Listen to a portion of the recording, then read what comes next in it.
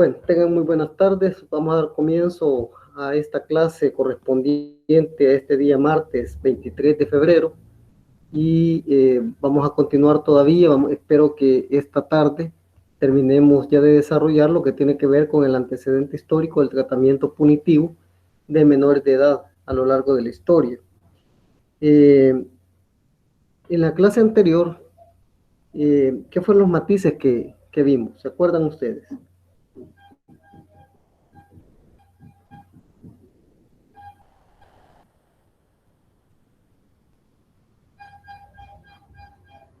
Hablamos de los modelos, el modelo tutelar y el modelo, no me acuerdo. El modelo, ambos modelos a que se refiere Elena son contra... El proteccionista y el tutelar. Vamos a ver. El modelo se llama de protección integral. El modelo proteccionista era una tendencia que tuvo el modelo tutelar. Como no los quiero confundir, no les voy a hablar de esa situación del proteccionismo, sino que nos vamos a quedar con el modelo tutelar y con el modelo de protección integral. Ambos modelos son contrapuestos. ¿Por qué creen ustedes que son contrapuestos?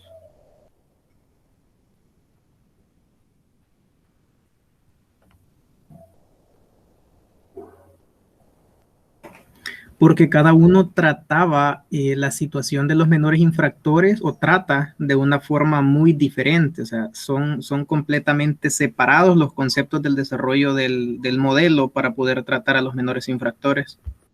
Ok, sí, muy bien, muy buena respuesta. ¿Alguien más?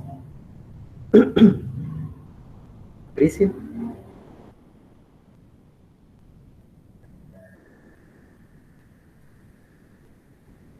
No estuve en la clase pasada, Lick. Pero hay dos crisis en clase, vamos a ver. De lo que recuerdo de la clase anterior, Lick, es sobre la diferencia, dice, ¿verdad? Que, bueno, uno reconocía, bueno, en el modelo de protección integral ya reconoce a los niños, niñas, adolescentes como sujetos de derecho y en el otro no. Ok, esa es una cualificación bastante significativa entre uno y el otro modelo. Significa entonces que cuando aparece el modelo tutelar a partir de finales del siglo XIX, básicamente en los primeros 2-3 décadas del siglo XIX, fue completamente de una campaña de bombardeo para tratar de incidir en las políticas públicas de cada país para que se abandonara el tratamiento penal de la niñez en aquel momento, de los menores de edad, y fueran llevados a otro ámbito conocido como el modelo tutelar. Esa es la forma como aparece el modelo tutelar.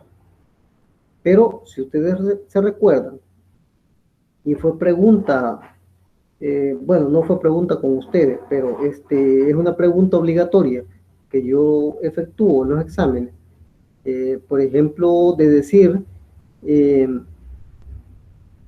qué doctrina criminológica o qué corriente criminológica da las bases o da la pauta para el aparecimiento del modelo tutelar. ¿Quién quiere responder? El positivismo criminológico. ¿Por qué creen ustedes que el positivismo criminológico es el que da la pauta para el aparecimiento del modelo tutelar?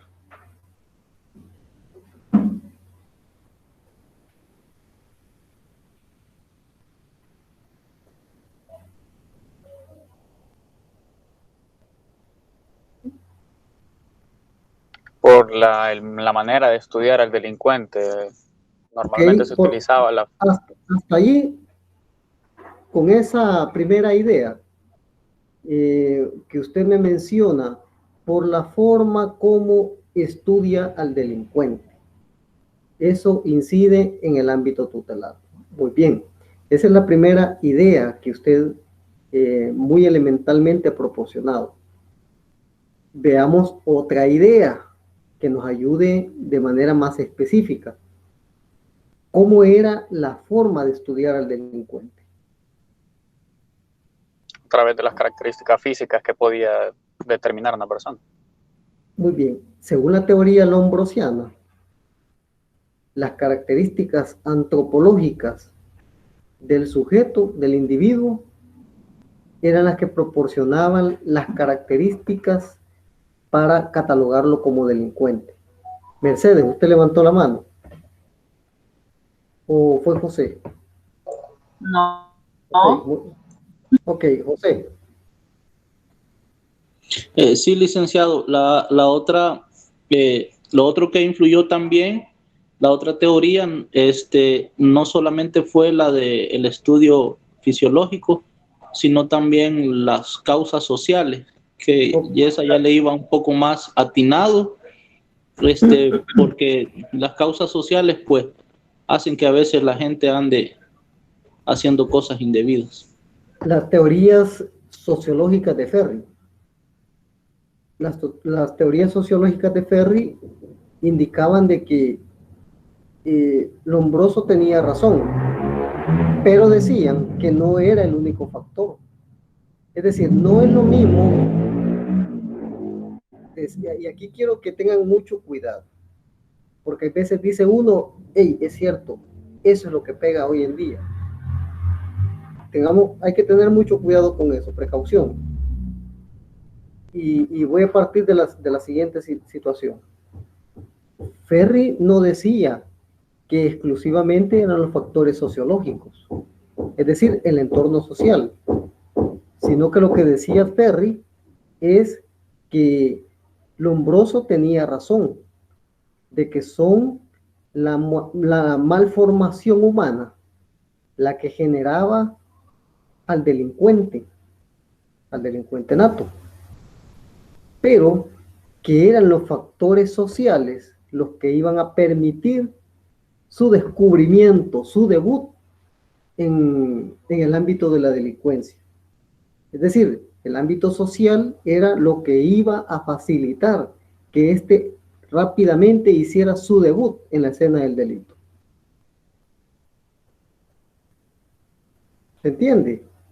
Es decir, él aceptaba de que el delincuente tenía problemas natos, problemas de malformación, que es lo que lo llevaban a delinquir, pero que era el problema social lo que a la larga lo iba a hacer que rápidamente se involucrara en la vida delictiva.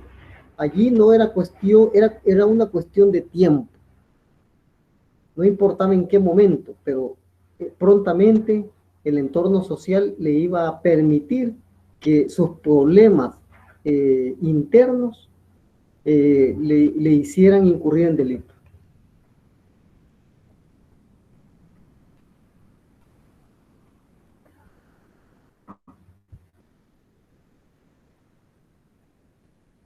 ¿Queda claro esta última idea? Sí, Sí, Muy bien.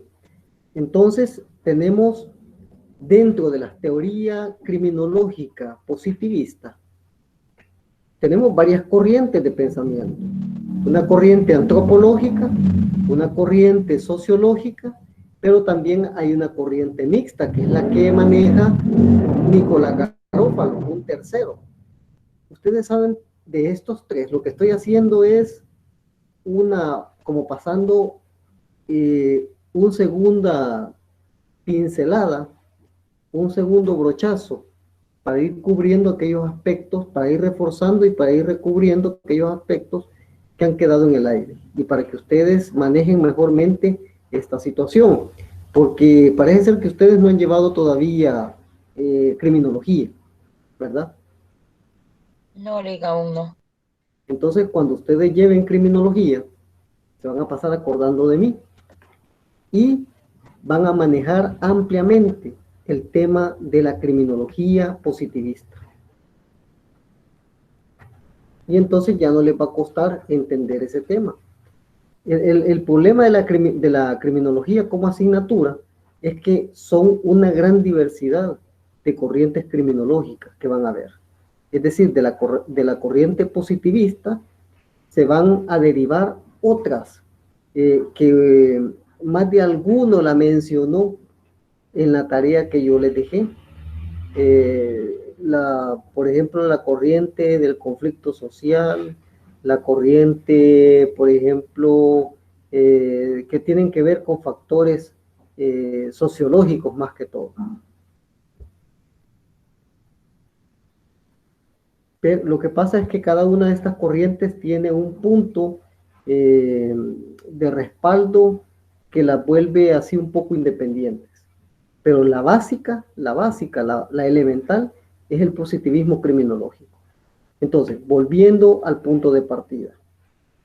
Si ya dijimos que el positivismo criminológico, como dijo Arles, fue la base por la forma de estudiar al delincuente que vino a incidir en que se creara el tutelarismo, es decir, el modelo tutelar, ¿qué otro elemento hace que aparezca el modelo tutelar? Puede ser la manera en que se consideraba que debían ser tratadas esas personas, el tratamiento que se les daba. Muy bien. El tratamiento, repite Arles, el tratamiento que había que darles. Pero antes del tratamiento, porque el tratamiento es la consecuencia. Por cierto, el tema que vamos a tocar el jueves es las consecuencias jurídicas derivadas del delito.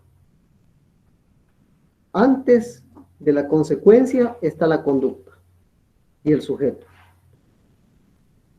Entonces, Arles dice, por la forma del tratamiento que había que darle, según esta teoría positivista, al delincuente. Pero ¿por qué había que darle un tratamiento especial? Diferente al penado común, es decir, el delincuente común. ¿Por qué creen ustedes? Me parece, licenciado, que en las clases mencionó que habían unos movimientos que ya estaban tratando de sacar al menor del mismo proceso, Sí. del proceso penal, porque a todos, tanto adultos como menores, se les daba el mismo tratamiento. Vamos a ver, pero no es esa la pregunta. La pregunta tiene que ver, ¿por qué es que da la pauta el positivismo criminológico para el nacimiento del tutelarismo? Arles ya respondió ya dio dos respuestas.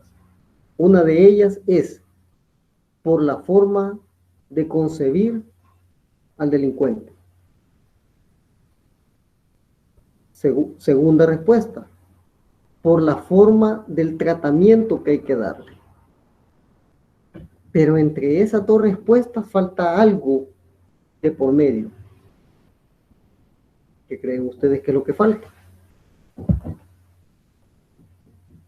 Sería la determinación de la situación irregular del menor o de vulnerabilidad. Hay algo más esencial que son las teorías mismas del positivismo, tanto antropológicas como sociológicas. Es decir, lo que da la pauta es la peligrosidad enferma del sujeto delincuente. Recuérdense que el positivismo, ¿cómo ve al delincuente?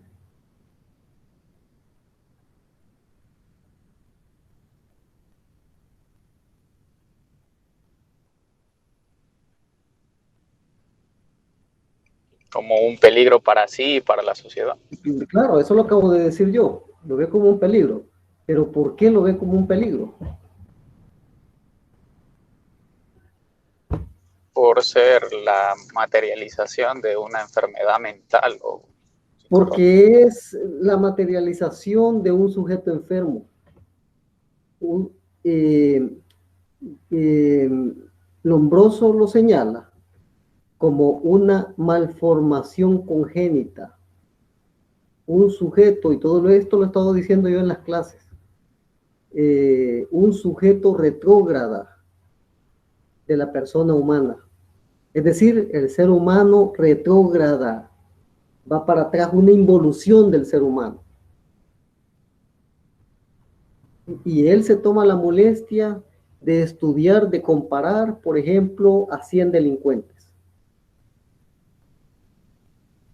Cuando yo escuché esta circunstancia de que él había estudiado un montón de delincuentes, comparándolos, no crean ustedes que viéndolos vivamente y sacando sus rasgos, sino que cada vez que moría o que mataban a un delincuente en prisión, él pedía los cuerpos, los cadáveres.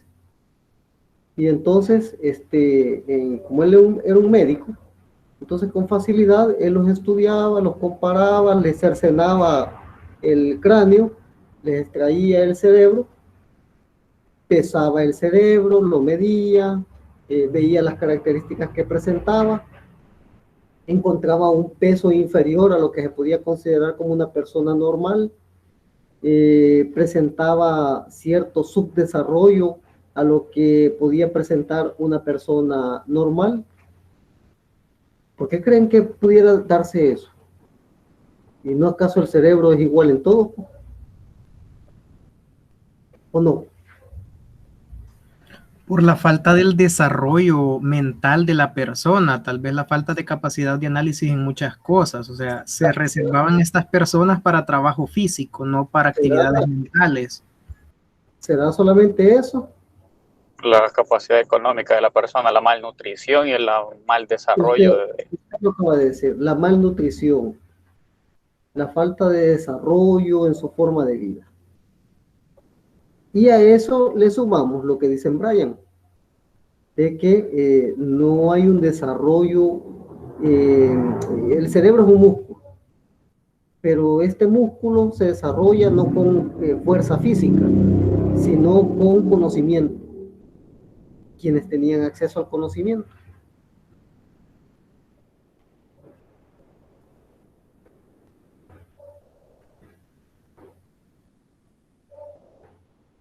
La clase con capacidades de estudiar. Los nobles, la clase pudiente. Entonces significa entonces que la mayor cantidad de población en extrema pobreza no tenía esa posibilidad cultural de aprendizaje. Y por consiguiente el cerebro no se iba a generar de la misma manera. Primero porque venía con alto deterioro por la situación de cómo comían, etc. Y a eso se le suma el aspecto de su ejercicio mental en el proceso de aprendizaje. Entonces, lógicamente, el cerebro iba a ser diferente. Pero Lombroso dice, bueno, de estos 100 delincuentes que yo he estudiado, los 100 presentan la misma característica en cuanto a su subdesarrollo cerebral y en su peso. Entonces concluye, con base a estadísticas comparativas, de que el delincuente viene de la clase pobre y que es una malformación que éste presenta. ¿Ven cómo concluye con esta hipótesis Lombroso? ¿Se dan cuenta? José. Sí, licenciado, aunando a eso, también el tipo de penas que existían en aquel momento, que en muchas ocasiones no era un delito tan grave. Podríamos decir que quizás una falta muy menor, pero para esa época eran considerados eran calificados muy rígidos y la pena no era acorde a lo que se conocía, pues. Sí, no era proporcional, correcto. Vaya. Ya vamos a la siguiente situación. Ya caímos en cuenta de que era por la forma de cómo se estudiaba el delincuente, por las características del delincuente, que era un ser anormal, una persona atrofiada en su desarrollo evolutivo. Y entonces, estas teorías positivistas catalogan al delincuente como un ser normal o como un ser anormal. Anormal. Anormal, por lo tanto es un enfermo. Y entonces, hoy sí caemos en el punto de Arles. ¿Cómo debe tratarse a un enfermo?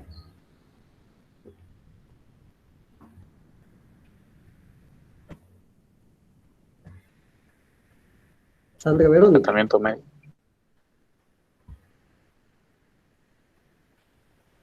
Yo lo voy a hacer participar. Algunos me quedan allá rezagados.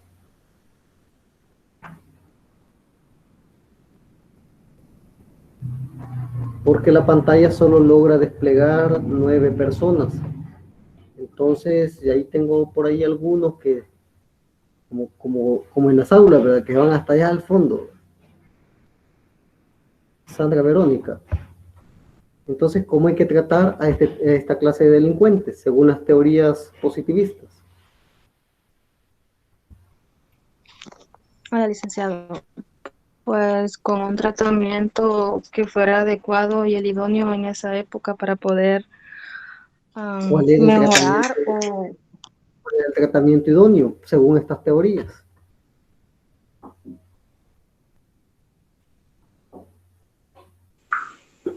Por un tratamiento médico, licenciado. Un tratamiento médico. Si decimos que era un problema aparejado a cuestiones cerebrales, ¿quiénes son los encargados de ver las cuestiones cerebrales?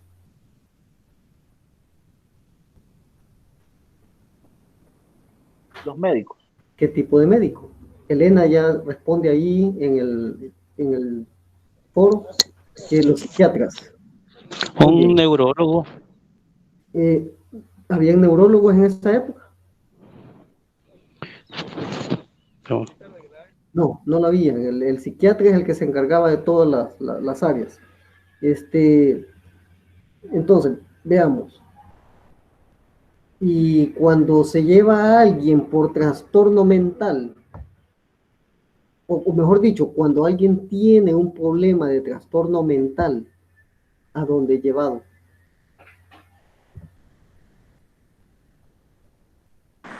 Lo que pasa, buenas tardes, licenciado. Buenas tardes, Emilio. Acuérdese que los trastornos mentales, pues naturalmente son tratados por psiquiatras, psicólogos, porque acuérdese que un trastorno mental, o sea, hay muchas cosas que pueden derivar un trastorno mental, entonces yo considero de que debe ser estudiado a fondo y luego, si realmente es un trastorno mental, ya sea severo o independientemente de lo que sea, tiene que ser tratado con medicamento, naturalmente. Muy bien, pero en ese tiempo, ¿cuál era la respuesta para los trastornados mentalmente? Es decir, pues, digamos, en buenas palabras, manicomio, dice Cristian. Sí, correcto. Sí. Entonces, esa era la respuesta que se le daba. Miren, durante la historia siempre no hay que perder de vista la posición que tiene la persona en la sociedad. Porque dependiendo la posición que juega la persona en la sociedad, así va a ser el tratamiento que va a recibir. Entonces, en la historia, el pobre se le daba una atención acorde.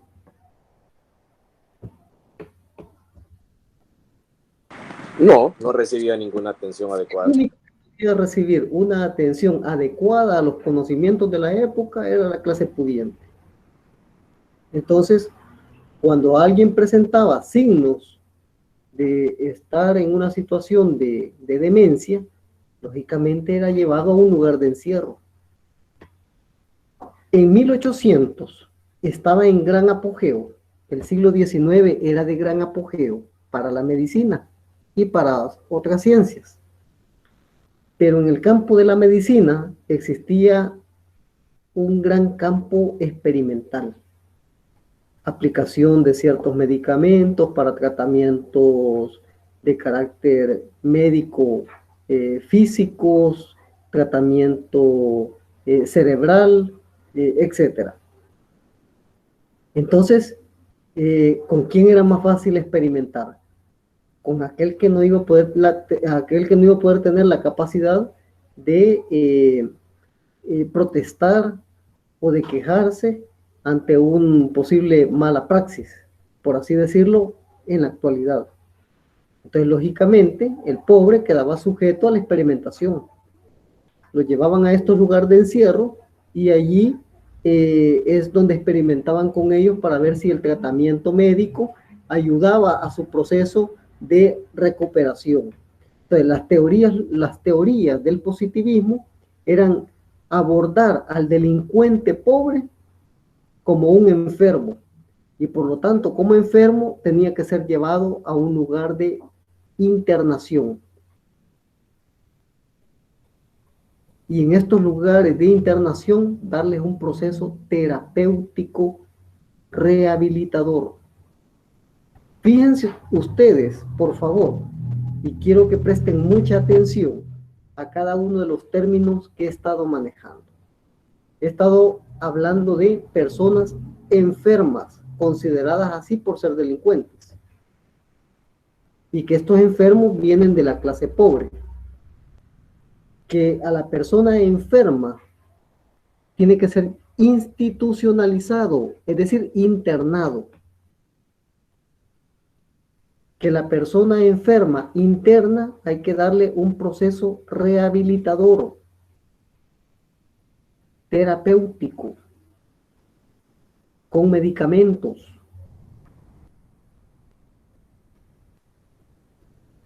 ¿Por cuánto tiempo se ingresa a un enfermo en un hospital? Hasta que se considera curado o rehabilitado. Bien. Alguien de ustedes habló de la desproporción. ¿Quién lo mencionó? Yo, licenciado. Muy bien. Significa que por una conducta, cualquiera que fuese, que no ameritara mucho tiempo en la modernidad para estar encerrado, en ese tiempo no importaba ya, porque estamos hablando de una persona enferma. Y si es una persona enferma que va a ser tratada terapéuticamente, no importa cuánto tiempo vaya a estar ingresado, sino hasta que se recupere. Pero la mayoría de ellos no salían recuperados, o salían más locos, o salían en camilla, muertos. A los quirófanos de Carófalo, de Lombroso para ser estudiados. ¿Por qué? Porque el campo de la medicina apenas era un campo no muy avanzado, y los medicamentos que le brindaban, pues, lejos de recuperarlos, los empeoraba. Además, había, según algunos psiquiatras, la teoría de que la energía eléctrica podía ayudar a restaurar el cerebro. ¿Cómo creen que le daban las terapias eléctricas a estos tipos?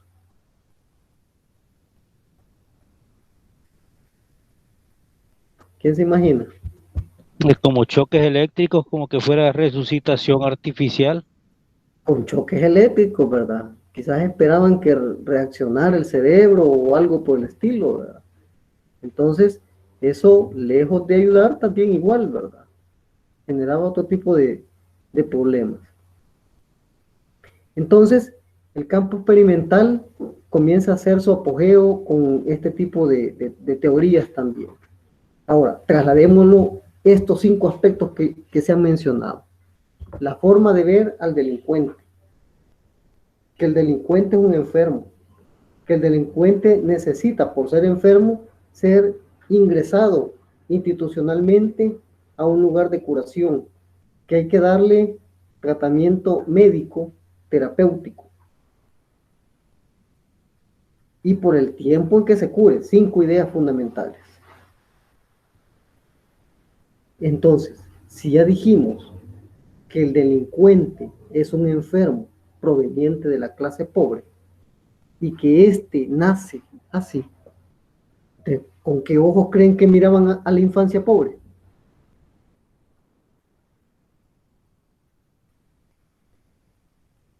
No muy bueno. O sea, ¿cuál era el meollo en sí del tratamiento tutelar hacia la infancia pobre? Era que desde pequeños comenzarles a dar ese tratamiento terapéutico, sin llegar hasta el ámbito de la delincuencia.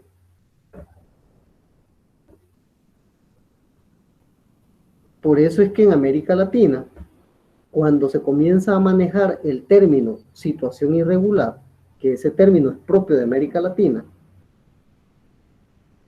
no viene de Estados Unidos, no viene de Norteamérica, no viene de Europa, es propio de América Latina, el término situación irregular. Cuando se comienza a manejar este término situación irregular, hace referencia a 2 tipos de menores de edad. Aquellos que no tienen condiciones materiales o aquellos que no se les brinda apoyo moral. Y el apoyo moral tiene que ver con la presencia de los padres de forma activa. Porque puede tener los padres, pero puede hacer que no le brinden el apoyo moral. Los dejan ahí abandonados, por ejemplo. O que está en lugar no adecuado, no apto. Por ejemplo, un prostíbulo, una cervecería, etcétera, una taberna en aquel momento. Y la carencia material es los bienes y servicios, ¿verdad? Que la mayoría de pobres en aquel momento carecían. Entonces, esos son los catalogados modernamente y a partir de entonces en América Latina como menores en situación irregular. Entonces había que comenzarlos a abordar desde el tutelarismo para darles terapia o tratamiento médico a estos. ¿Cómo tenía que ser la forma del tratamiento médico? Internándolos. Y entonces comienzan ustedes a notar que muchos de los conceptos que maneja el tutelarismo son similares a los que maneja el positivismo criminológico. ¿Cuál es la diferencia que se da en el positivismo criminológico? De incidencia en el ámbito penal de adultos. ¿Quién cree ustedes que, mejor dicho, quién de ustedes quiere opinar en cuál es el nivel de incidencia del positivismo criminológico en el derecho penal de adultos?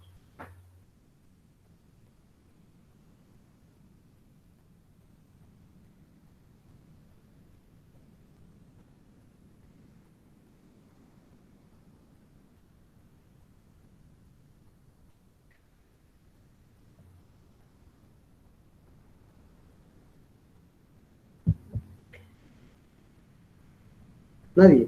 Muy bien. Voy a aclarar algo. Hasta 1850, 1875, la forma de procesar a un delincuente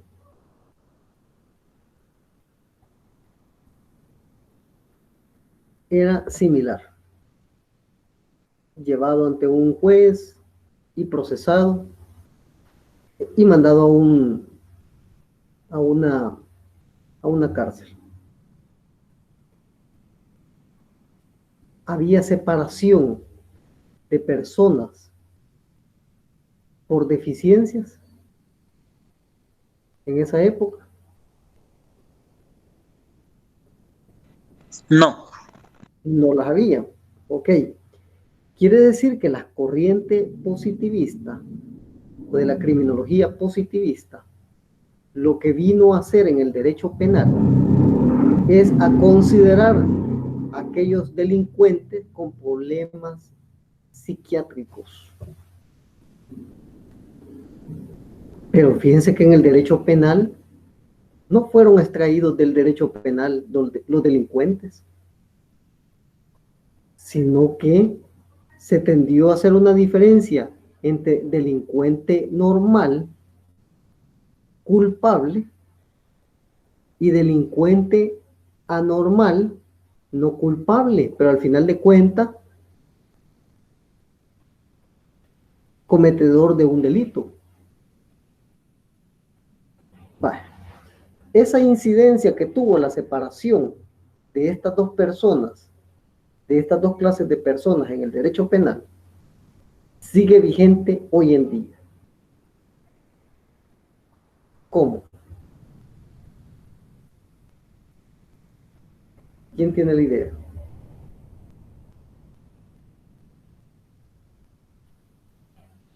Desde mi punto de vista, sí se aplicable o sí se aplica en estos días, dado que la clase baja no tiene la posibilidad de llegar hasta digamos las posiciones donde se dictan o se emiten las leyes.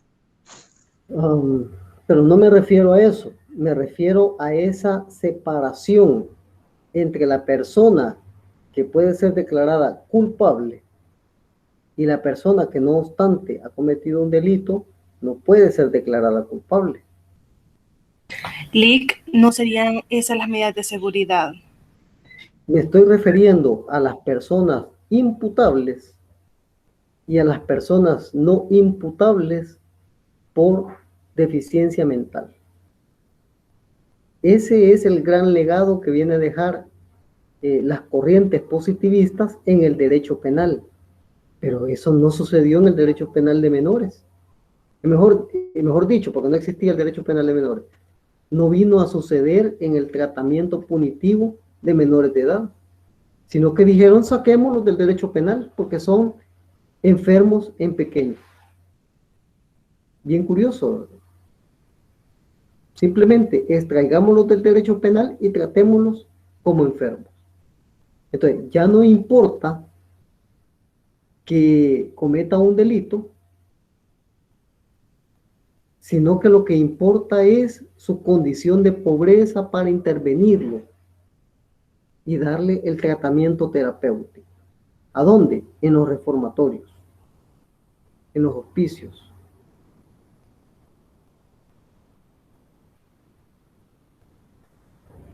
Les pregunto a propósito, ¿vieron la película de los coristas?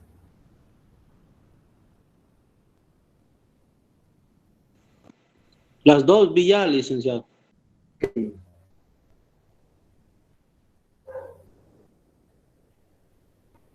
¿Alguien más?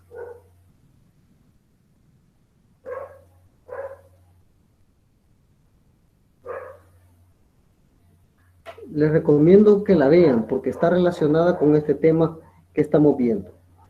Entonces, regreso a un punto esencial.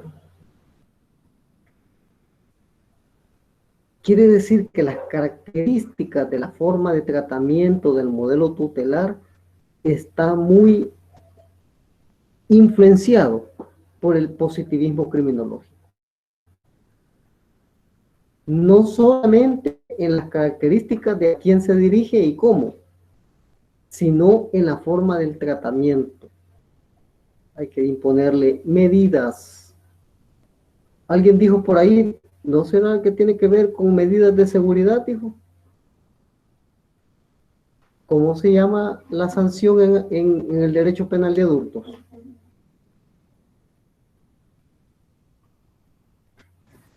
¿Pena? Pena. ¿Y cómo le llaman a la sanción? No es la sanción, sino que a la consecuencia cometida por un sujeto inimputable en el proceso penal de adultos. Entendería que esa es la infracción penal. A un sujeto inimputable por enfermedad mental.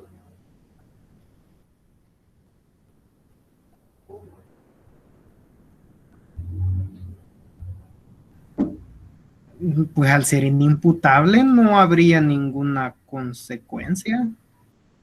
no habría responsabilidad penal, pero consecuencias siempre la hay. Un sujeto con enfermedad mental, con Que lo manden a un hospital. con trastorno mental, digamos, pongamos un ejemplo. Un sujeto pasa empujando a las personas que están haciendo fila para abordar un autobús en pleno centro de San Salvador. Ellos están parados a la orilla de la acera, esperando que el autobús llegue, se estacione y puedan ellos abordarlo. Pero viene esta persona y comienza a empujarlos uno a uno para que caigan al lado de la calle. Con suerte algunos caen de pie, se logran esquivar algún vehículo que venga por ahí. Habrá más de alguien pues que no va a tener la misma suerte, se va a caer y hasta lo puede atropellar un vehículo. La persona tiene un padecimiento mental.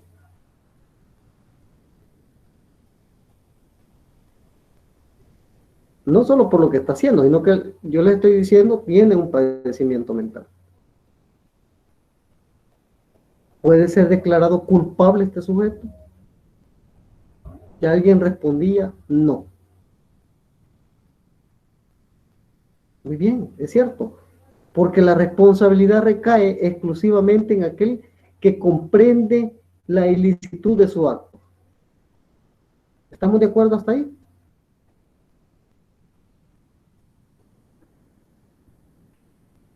¿Sí?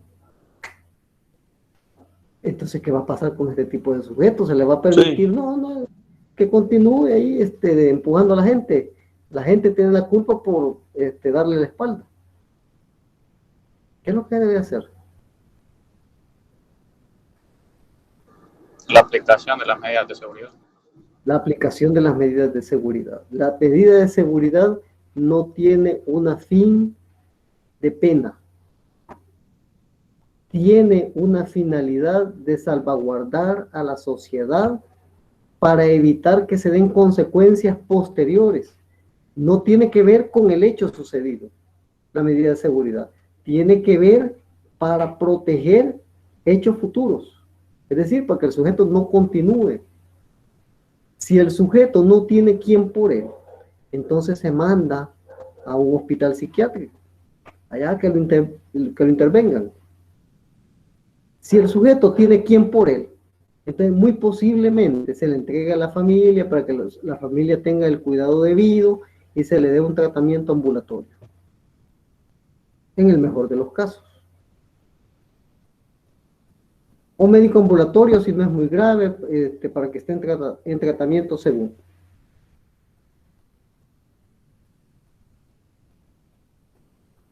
Pero no tiene que ver ni con responsabilidad, tampoco tiene que ver con que constituya una pena por el hecho cometido, sino que tiene que ver con proteger a la sociedad para hechos futuros o contra hechos futuros. ¿Estamos claros hasta ahí?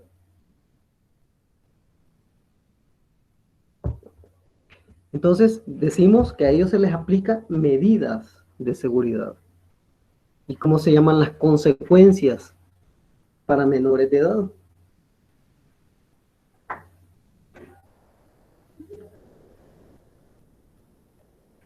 Desde el tutelarismo se le llaman medidas.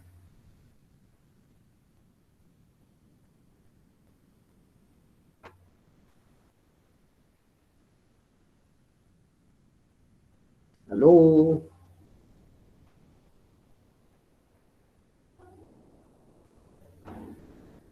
¿Se entiende? Sí, licenciado, sí se comprende. Muy bien, entonces vean ustedes que la consecuencia en menores se llama medida. El ingreso a un centro se llama internamiento.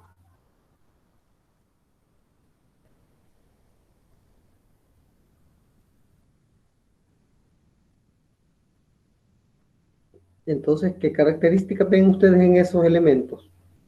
Una influencia del positivismo criminológico, bastante alto. Y eso lo retoma el tutelarismo, pero resulta ser que cuando nosotros comparamos, nuestra ley penal juvenil, todavía hablamos, primero, de menores. Hablamos de, por ejemplo, de medidas. Hablamos de internamiento.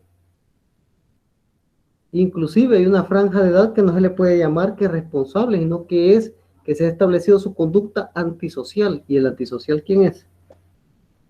¿Quién es El un que le antisocial? hace daño a la sociedad. Es aquella persona que no es acorde a la sociedad. Entonces hay muchos resabios del tutelarismo, hay muchos resabios del positivismo criminológico en nuestras leyes penales juveniles todavía hoy en día. Hay veces no basta cambiar una ley pretendiendo que con eso se va a cambiar hacia otro modelo. Porque si bien el ámbito de protección integral de niñez y adolescencia se fue creado en el 2010, la Lepina, allá por el 2004,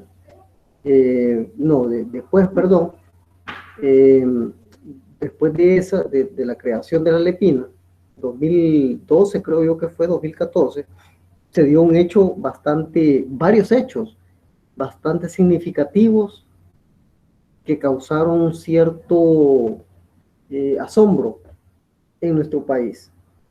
En primer lugar, si ya dijimos cómo actúa el tutelarismo, influenciado por el positivismo criminológico, para intervenir a la infancia pobre por el peligro que representan, es decir, extraer a un niño solo porque es pobre de su ámbito de crecimiento, por la extrema pobreza o por lo que sea. ¿Qué les parece lo siguiente que les voy a contar? En un departamento, creo que fue Chalatenango, el ISNA tenía bajo estudio a una familia porque vivían en condiciones de extrema pobreza, en donde toda la familia vivía en una choza, en una champa, donde se filtraba el agua en la época lluviosa. Y habían hijos que tenían hasta problemas respiratorios, posiblemente por el clima, por esa situación de vida. En una de esas circunstancias viene el ISNA, llega, interviene y extrae de la casa a un niño de brazos de 6 meses y se lo lleva para el ISNA.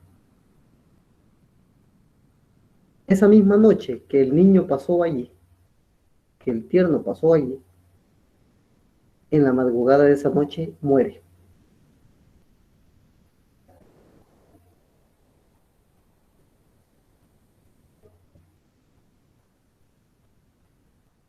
¿Qué les parece?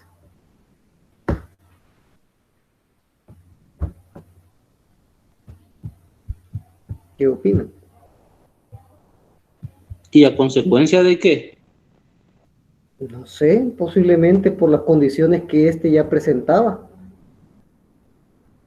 Pero estamos hablando ya del modelo de protección integral en nuestro país. Yo pienso, licenciado, que allí fue como, bueno, debió haberse puesto una demanda contra el Estado, o porque De hecho, creo que así fue. Perdón. De hecho, creo que así fue. Sí, porque si no se lo hubieran llevado, tal vez no se hubiera muerto, pero podría hacerse como negligencia. De hecho, hubo negligencia. En primer lugar, porque no tenían médico de cabecera. Entonces, si lo extraen de su núcleo familiar por muy pobreza que hubiese, ¿para qué llevarlo disque a protección para que se les muera?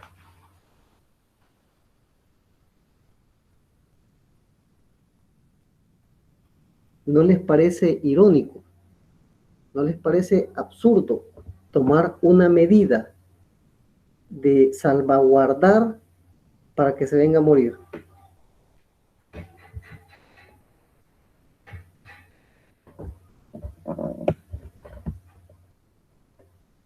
¿Qué opinan? Que parece absurdo, pero también lógico. ¿Lógico cómo? Absurdo porque supone que ya en manos de estas personas tendrían que estar en mejor condición, o que tienen que empezar a mejorar, pero si cuando lo rescatan, esta persona, ya este niño ya presentaba un cuadro clínico ya muy avanzado y que para él ya no había remedio, quizás estaba muy avanzada su desnutrición, era como que inevitable rescatarlo, ¿no? Tal vez había que ver qué es lo que arrojó. A mí me parece que le hicieron para poder determinar a mí me parece es de que el procedimiento, las medidas adoptadas fueron las inadecuadas. Entonces, si no se van a adoptar medidas adecuadas, pues, ¿para qué sustraerlo? Les voy a poner otro ejemplo. Este sí fue notición. La Junta de Protección, porque ya estaban creadas las juntas de protección, ya no era el ISNA, ya le iban quitando facultades al ISNA y aparecen las juntas de protección. La Junta de Protección de San Salvador, no sé cómo se da cuenta, porque lo pueden hacer de oficio, por aviso, o alguien que simplemente por malicia llama y dice, miren, esto sucede en tal parte, los niños están en problemas, intervengan. Vienen y dan aviso de que había un niño que pasaba en un puesto de mercado en la tiendona.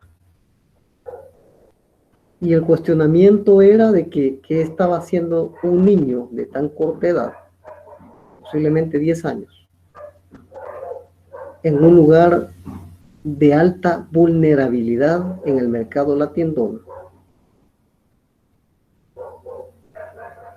Bueno, se inicia el proceso administrativo de indagación, de protección de derechos o de vulneración de derechos.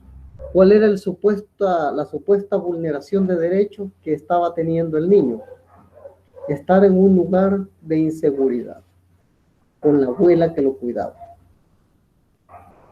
El niño supuestamente estaba estudiando el grado acorde a su edad. ¿Cuál sería el grado acorde a su edad? Cuarto grado, por ahí, ¿verdad? Tercero o cuarto grado. Y él le ayudaba a la abuela durante la mañana, durante la jornada de la mañana, a los quehaceres en el puesto. Y él hacía a su vez sus tareas en el puesto. Y en la tarde acudía a una escuela. La Junta de Protección aducía de que ese niño debía de estar en la escuela primordialmente y en un ambiente más adecuado. Y lo sustraen del ambiente de la abuela. Se lo lleva a la Junta de Protección. ¿Qué les parece?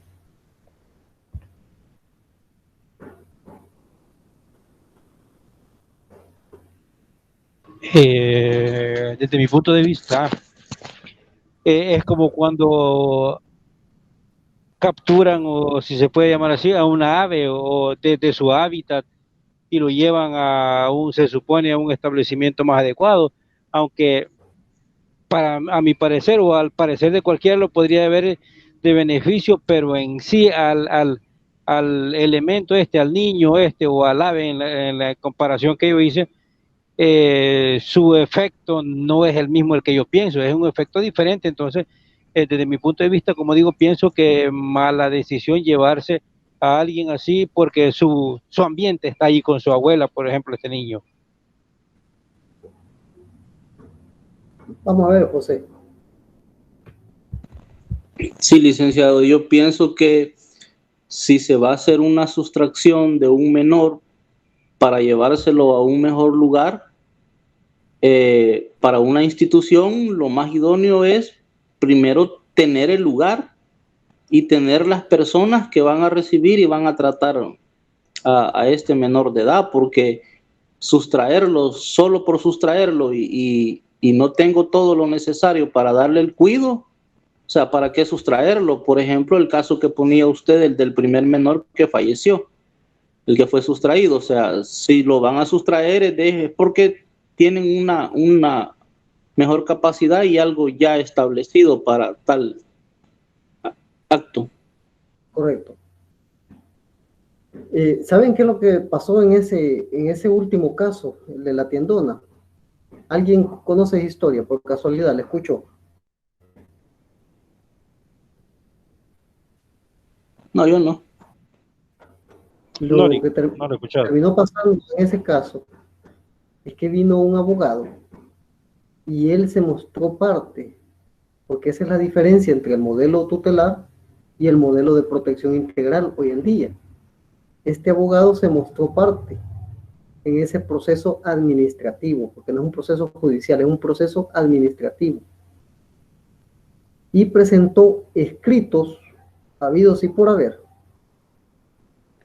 porque se estaba violentando el debido proceso administrativo.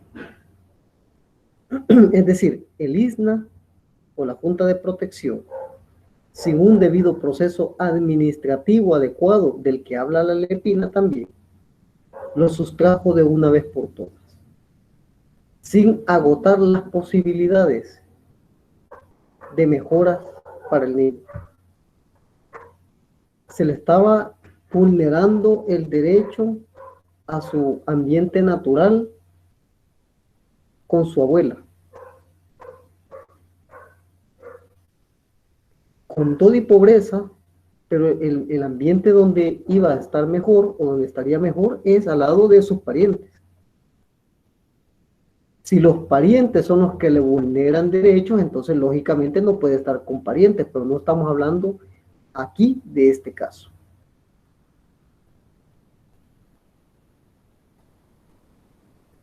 Entonces, el abogado terminó ganándoles el caso y logró hacer que devolvieran al niño a su familia. Lo que sí se logró es el compromiso de que el niño respetarle, que se mantuviese en la escuela y que no fuera a ser sujeto de algunas situaciones o circunstancias en el ámbito de la tiendona, a que pudiera ser estado enviando a lugares de algún riesgo para él, ¿verdad? Entonces, tener el cuidado adecuado en ese sentido. Pero se terminó ganando ese caso. Es decir, ahí vemos nosotros cómo es que, a pesar de que se cambiaron las instituciones, las leyes, de un modelo a otro modelo, hay veces no son las leyes las que no funcionan, sino que son las actitudes del personal. Es decir, la falta de profesionalismo del personal. José Misael. Sí, licenciado, casos como esos hoy en día hay de sobra ahí, no en ese mercado, sino en muchos mercados y otras zonas parecidas, de los niños que están ahí con sus familiares. Sí es, pero ese es un problema estructural, socioeconómico. El problema es que hay que intervenir ese problema socioestructural ese problema estructural socioeconómico. Sí, como el problema es de que muchas madres de familia no encuentran con quién dejar a sus hijos y en muchas ocasiones no lo dejan a veces con vecinos, precisamente por la desconfianza, porque se han dado cuenta que han sucedido muchos casos donde los niños salen abusados. Entonces, las madres prefieren, en el entender de ellas, protegerlos ellas mismas. ¿Y cómo lo van a hacer? Pues lo van a tener que andar llevando porque ellas están ahí pendientes del menor, se supone, ¿verdad? Entonces, esa es la protección que ellas le dan. Bajo la práctica que actuó la Junta de Protección, entonces quiere decir que entonces es un montón de cipotes que están ahí en los puestos, hay que llevárselos. A todos. Pues sí, no, eso fue lo que demostró en esa práctica. ¿O qué opinan ustedes?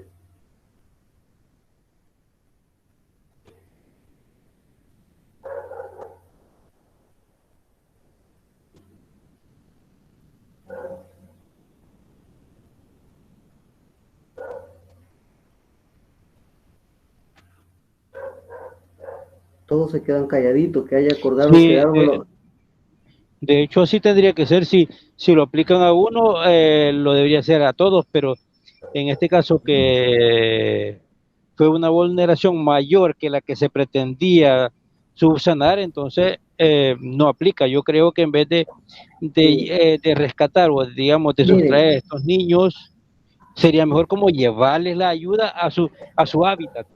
Así es, esa es la mejor respuesta que usted acaba de proporcionar, es de llevarles la ayuda a su hábitat. Esta persona por ejemplo, de Chalatenango, que estaba en condiciones altas de vulnerabilidad, lo que había es que proporcionarle ayuda. Es decir, ¿por qué por los tiempos de campaña se toman la molestia de repartir hasta láminas? Y tal vez para personas que no lo necesitan. Guacales. Bueno, ahora computadora, regálale. Sí, ¿verdad? Hay que ponerse buzo ahí para las computadoras.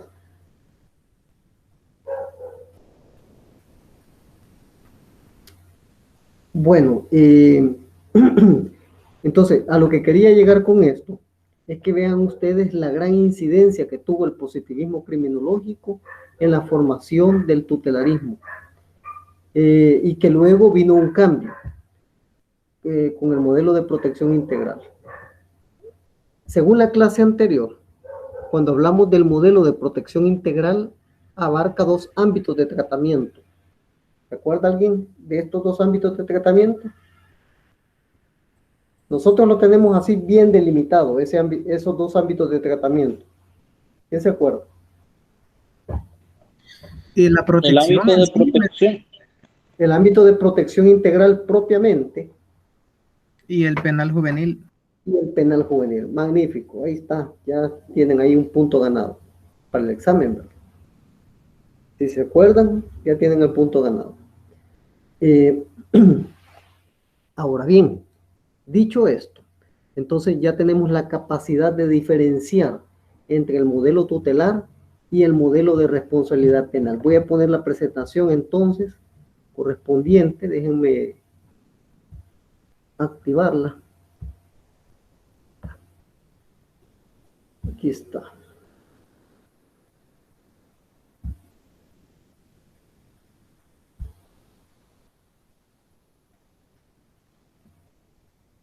¿Se alcanza a ver?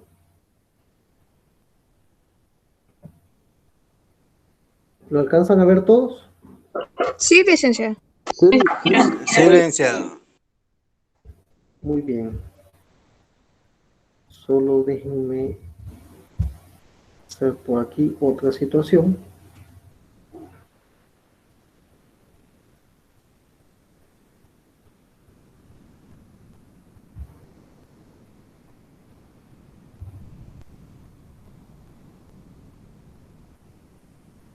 Vamos a ver. Si ustedes denotan en las características que presentaba el modelo tutelar respecto a las características actuales del modelo de responsabilidad penal, Quiere decir que aquí nos estamos delimitando exclusivamente a la parte de la responsabilidad penal, no al ámbito de protección en general, sino que solamente al modelo tutelar y al modelo de responsabilidad penal. ¿Cuál es la primera característica que encontramos en el modelo tutelar?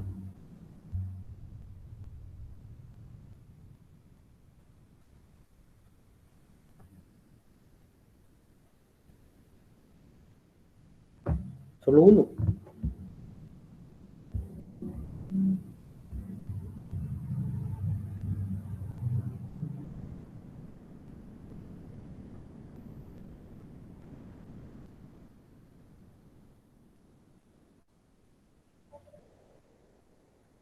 ¿Cuál es la primera característica que vemos ahí en ese cuadro del modelo tutelar?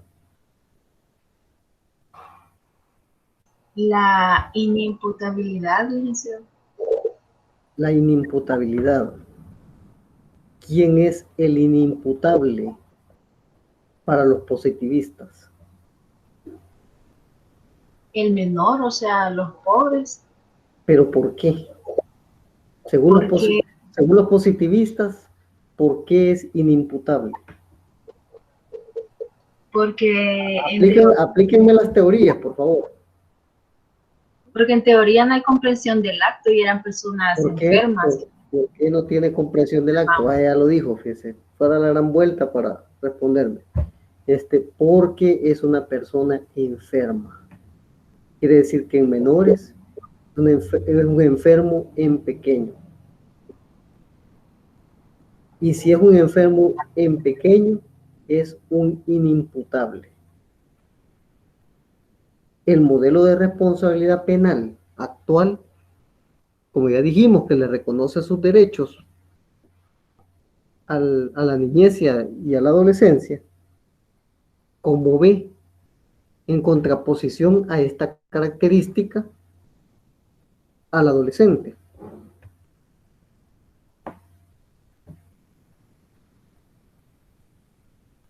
Ahí mismo lo dice, ahí está a la par, el nombre. ¿Cómo lo ve?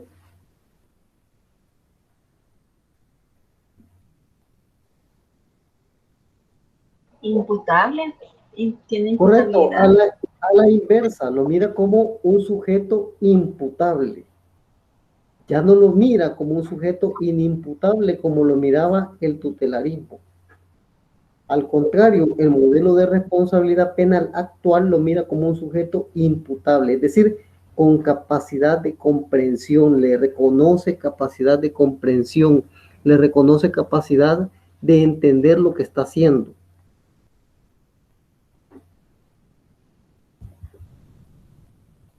¿Estamos claros hasta ahí?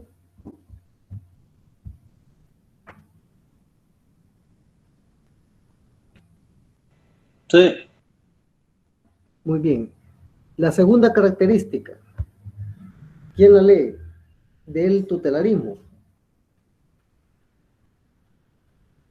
Derecho penal de autor. Derecho penal de autor. ¿En qué consiste el derecho penal de autor?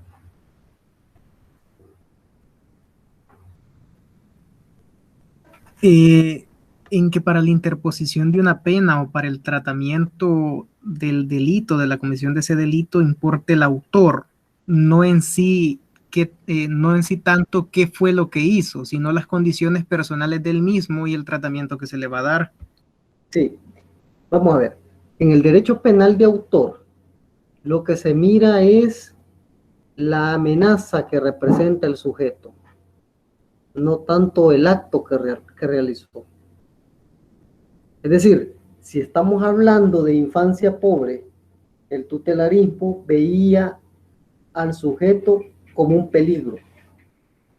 Por ejemplo, veían niños en la calle, peligroso, riesgo para el futuro, hay que llevarse a un lugar de encierro. Niños en extrema pobreza en casas, desatendidos, hay que quitarlos y llevarlos a un lugar de encierro. Entonces, allí hablamos de peligrosidad, y cuando se habla de peligrosidad, a eso se le conoce como derecho penal de autor y no de acto. ¿Se comprende?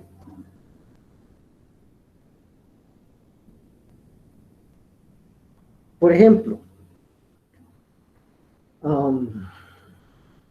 en el tiempo del conflicto armado salvadoreño, había un estereotipo de persona en el cual las autoridades no toleraban. ¿Qué se les puede imaginar a ustedes?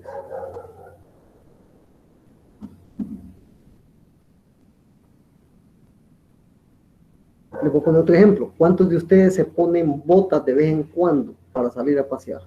O botines. Hasta las señoritas creo yo que se ponen botas hoy en día. ¿Sí o no?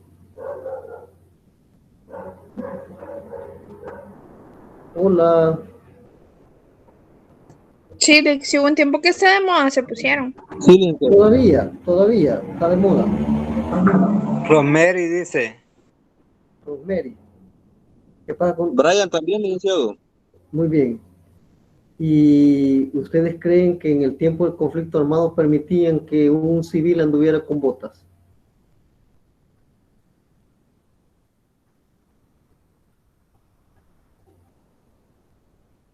Prácticamente era una sentencia de muerte. Era sospechoso, de montaña, decían. ¿Y ahora qué otras características creen que eran sospechosas en ese tiempo? Igual el vestir de manera pobre. Igual la forma de vestir. Emilio ya había salido corriendo a rasurarse. ¿Cree, licenciado? La barba era una condición en ese momento, sobre todo una barba así muy espesa, era condición como para ser considerado sujeto de montaña, ¿verdad? Ya perdimos, Emilio. Ya perdimos, Emilio. Entonces, era raro ver a una persona utilizando barba demasiado espesa en esa época.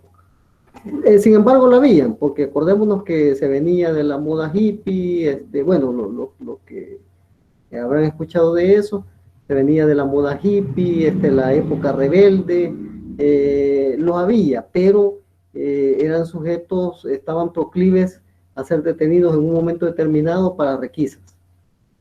Interrogatorios extensos en la calle, dónde vivís, qué haces, quiénes son tus padres, peligraba el hecho de poder ser llevado, es decir, había una inseguridad completa ante esa situación, y si el policía o soldado consideraba de que no, vos sos, imagínense las consecuencias. Entonces, cuando nosotros estamos hablando de cuestión de apariencia, a eso se le conoce como derecho penal de autor. Es decir, estamos juzgando a alguien por las apariencias más que por el comportamiento que realiza. Quiere decir que entonces, los que iban al modelo tutelar, muchos de ellos eran por su condición de pobreza,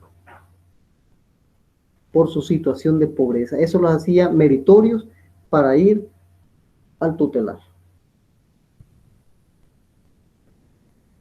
¿Estamos claros?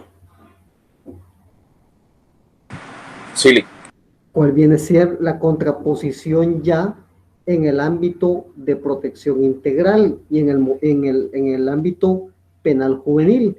Que a lo que se atañe en el ámbito penal juvenil es al derecho penal de acto.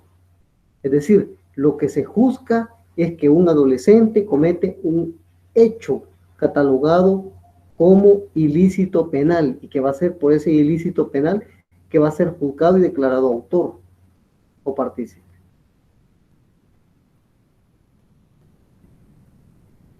Comprendiendo la dirección de su acto, ¿verdad?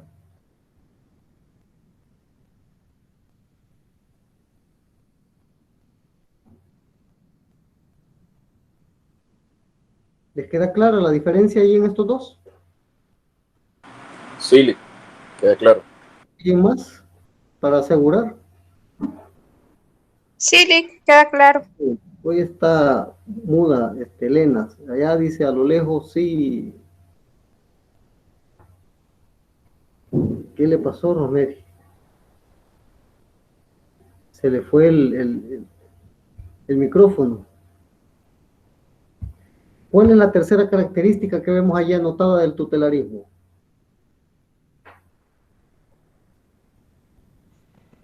Objeto de derechos. Muy bien. Objeto de derecho. ¿Qué significará eso? Si ya dijimos que el modelo tutelar considera al sujeto un enfermo, o sea, un inimputable, que lo considera un peligro, entonces por ser un enfermo en pequeño, una cosa dice ya Rosemary, un sujeto que carece de derechos. Entonces, si es un enfermo en pequeño, inimputable, si es un peligro, entonces lo que necesita es protección. No necesita derechos. Lo que necesita es que se le tutelen su vida a costa de perder sus derechos y garantías. Entonces, bajo este aspecto de objeto de derecho,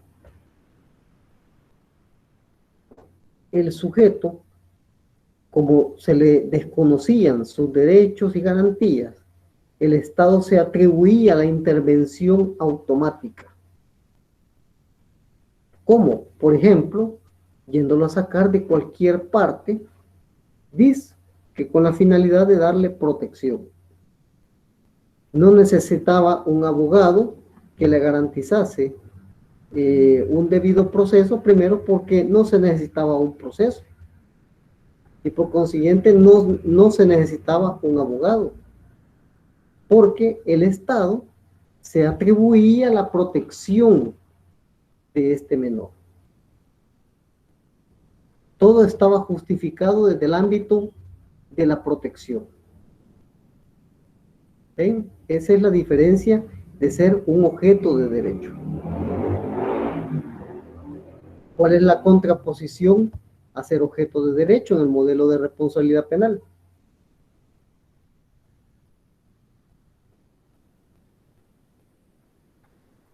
Sujeto de derecho.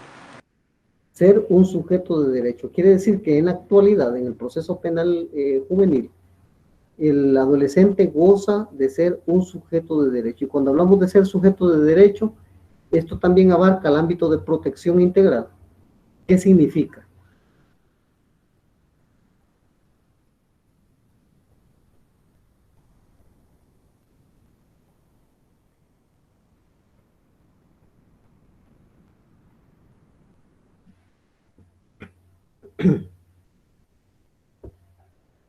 ¿Qué significa esto de ser sujeto de derecho?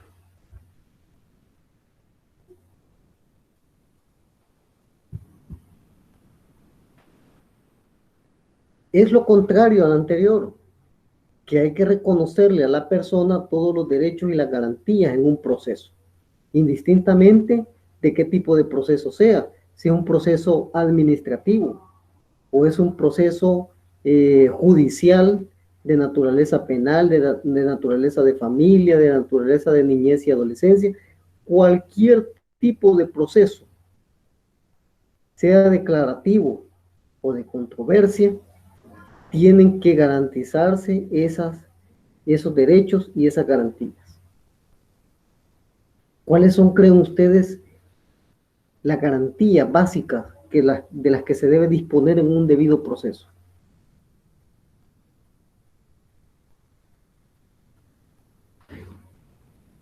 El derecho de defensa, la presunción de inocencia. ¿Qué más? Derecho a la integridad. El principio de contradicción. Debido proceso. Debido proceso. ¿Qué más? Es decir, de repente le llegan a decir que lo citan a tal parte porque se le atribuye algo.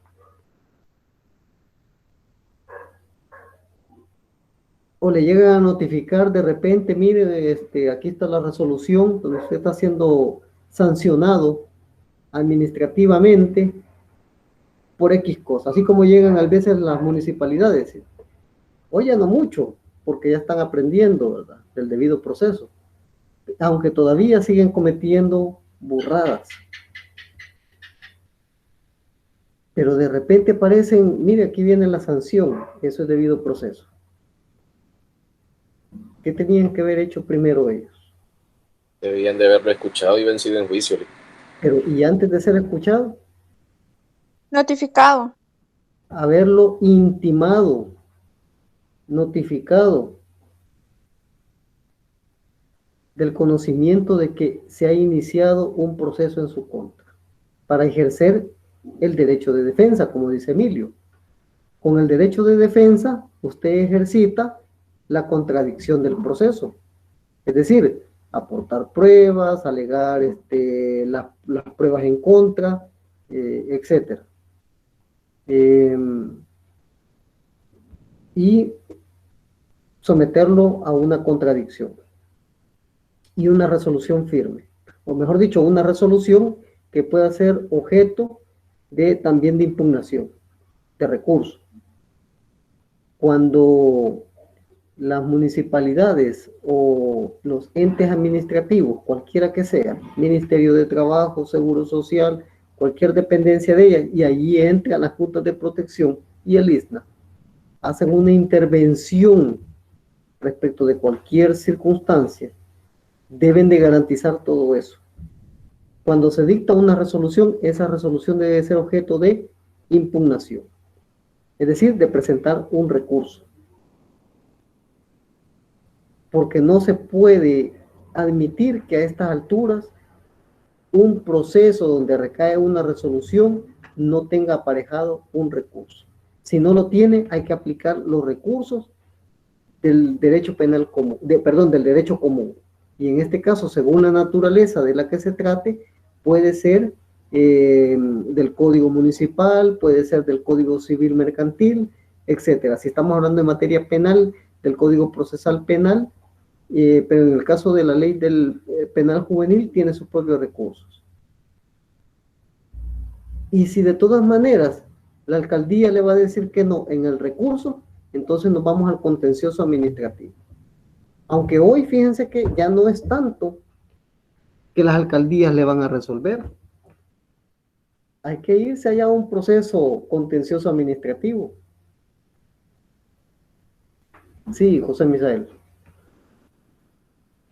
Sí, licenciado, a raíz de los ejemplos que nos ha estado poniendo, no sé si de ahí se deriva el hecho de que hoy en día se agoten instancias cuando van a sustraer, por ejemplo, a un niño que está siendo maltratado, digamos, por los padres, por ambos padres, y en el caso que si hay una tía que reúne mejores condiciones y que está dispuesta a hacerse cargo del niño, mejor se lo entregan a una tía y ya no es el ISNA quien se lo lleve. Sí, vamos a hablar de esa característica también, pero está bien que lo haya mencionado, gracias.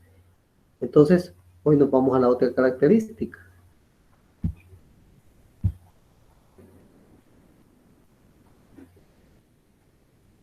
El Estado como buen padre de familia. Este ya lo había yo mencionado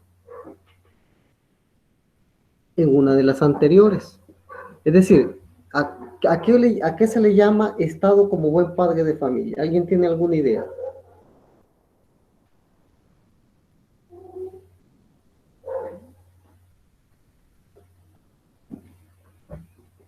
Donde el Estado brinda todas las medidas de protección hacia el menor. Es decir, el Estado cree que él con su actuar le va a dar toda la protección al menor que va a intervenir. Pero no solamente consiste en eso, sino que bajo esa justificación le está diciendo: usted no necesita debido proceso, usted no necesita abogado, usted no necesita ninguna persona aquí porque yo me voy a encargar de darle toda esa protección. A eso se le llama Estado como buen padre de familia. Pero bajo esa bandera de protección venían las vulnerabilidades de derechos en los centros de internamiento. Entonces, ¿de qué servía que el Estado se la llevara de buen padre de familia si luego venían las vulnerabilidades de derechos? ¿Estamos claros? La contraposición de esto es que en los procesos actuales, modernos, el Estado debe de actuar como juez pasivo. Es decir, dejar que sean las instituciones, sean las partes las que vayan movilizando el proceso. Si ustedes se fijan, sobre todo en el proceso penal juvenil, está la intervención de un fiscal. Si el fiscal no acusa, no por una acción penal, el juez, ¿por qué va por iniciativa propia a mover ese proceso?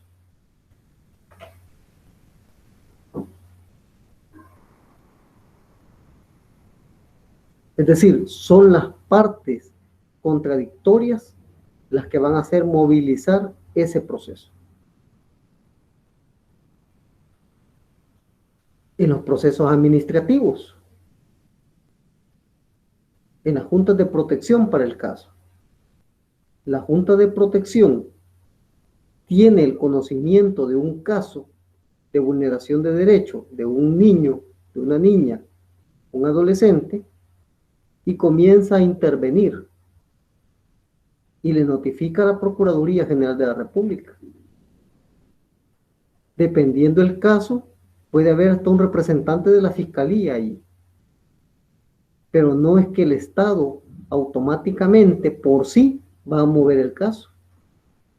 Tiene que haber otras partes ahí que puedan intervenir, inclusive defensores particulares. Entonces, en eso radica la actividad del Estado en el modelo tutelar y la inactividad del Estado o como ente pasivo del Estado en el modelo de responsabilidad penal actual. Es decir, le deja a las partes. Esto también tiene mucho que ver con el principio de contradicción y con el principio acusatorio oral de los procesos penales. En los procesos acusatorios orales son las partes las que mueven las cosas, las iniciativas, no es el juez. ¿Estamos claros? Sí. Claro, Lee. Claro como la horchata. En el número 5, ¿había contradicción en el modelo tutelar? No. ¿Hay contradicción en el modelo de responsabilidad penal actual? Señores. Sí. Lo único que quiero dejar allí bien fijo es que si ustedes leen la Ley de Jurisdicción Tutelar de Menores de 1966, como el Código de Menores de 1974, ustedes van a ver la figura de un procurador de menores adscrito a un juzgado. Y ya por la asistencia de este procurador de menores adscrito a este juzgado, ¿creen que había contradicción? No. Si este procurador llegaba una vez a la semana a los juzgados tutelares a darse por notificado de un manojo de notificaciones, ¿y creen ustedes que las leía? Si al caso venía a leer las primeras 5, las demás solo las firmaba. ¿Y eso es contradicción? No. Entonces, la diferencia entre el modelo tutelar y el modelo de responsabilidad penal es la contradicción. ¿Y quiénes hacen la contradicción en un proceso penal? La existencia de pluralidad de partes procesales. Entonces, que las siguientes características. En el proceso, en el modelo tutelar no había partes procesales, mientras que en la actualidad, en todos los procesos administrativos y penal juvenil hay partes procesales. ¿Había debido proceso en el tutelar? ¿En el modelo tutelar? ¿Qué piensan ustedes? No, no había. En la actualidad, ¿creen ustedes que puede haber debido proceso, tanto en el ámbito penal juvenil como en el ámbito de las juntas de protección o del ISNA?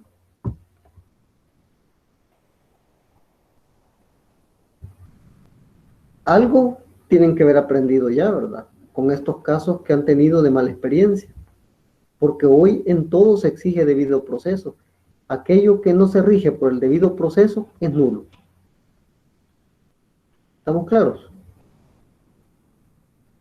Sí, licenciado. El modelo tutelar era eminentemente un trámite administrativo, mientras que en el modelo de responsabilidad penal actual, el proceso es jurisdiccional. Característica 9. En el modelo tutelar, y ahí me voy a lo que decía anteriormente José Misael, el internamiento era la regla general. Es decir, todo niño que era intervenido era llevado a un centro de ingreso institucional. En la actualidad, la regla no es la institucionalización, es la excepción. Cuando José Misael atinadamente dijo, tendrían que ver si hay otro pariente a quien asignarse. Efectivamente, esa es la regla que debe de seguir el debido proceso administrativo de las juntas de protección. Antes de colocar institucionalmente a un niño o a un adolescente, hay que verificar si existen las posibilidades de una colocación en un hogar sustituto, en un hogar alterno, por ejemplo, de un pariente. Podrá ser que hay veces por la premura de las circunstancias sea necesaria la intervención y la sustracción del ámbito de familia, por ejemplo, que sea sujeto de maltrato este niño en ese hogar. Y tendrán que llevárselo y pasar una noche posiblemente en el ISNA. Pero al día siguiente comenzar a ubicar a quien entregárselo en sustitución, es decir, a otro familiar. En cambio, en el modelo tutelar, si ustedes revisan la ley de jurisdicción tutelar e inclusive el Código de Menores, aparece la figura del hogar sustituto. Pero en la práctica se daba, se cumplía. No, mientras aparecía alguien, no es que lo buscara el Estado, mientras aparecía alguien, allá pasaba el cipote. Voy a la última característica. En el modelo tutelar existía la desproporcionalidad, es decir, el tiempo de la institucionalización era desmedido. Por una situación, cualquier comportamiento que efectuara era llevado a un centro de institucionalización hasta que cumpliese los 18 años. En el modelo de responsabilidad penal actual, la proporcionalidad es uno de los principios que delimitan la sanción penal. Es decir, va a tener una consecuencia acorde al comportamiento realizado. Vean, estas son las diferencias que existen entre el modelo tutelar y el modelo de responsabilidad penal. ¿Hay alguna pregunta hasta acá?